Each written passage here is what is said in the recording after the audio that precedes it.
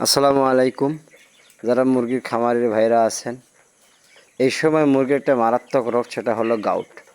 এই September October মাসে মুরগিদের গাউট বেশি হয়। আমরা শেডের মধ্যে মুরগি রাখছি, তারপরও আমাদের মুরগির গাউট ধরছে। আপনারা দেখতে পাচ্ছেন কতগুলো বাচ্চা ঝিম ধরে আছে।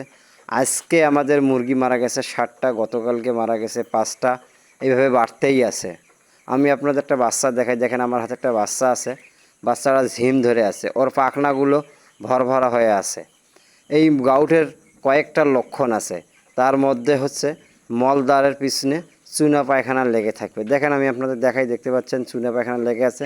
এবং মুরগিটি পোস্টমর্টম করার পর দেখবেন ওর রানে রক্তর সিটে লেগে আছে এবং গিলা রক্তর সিটে থাকবে। তাই আমি আপনাদের বলতেছি, আমার মতে এই সময় অ্যান্টিবায়োটিক ব্যবহার করবেন না এবং ডাক্তারের পরামর্শ অনুযায়ী চিকিৎসা নেবেন, যাতে মুরগির ভালো হয়। ভালো ডাক্তারের পরামর্শ নেবেন।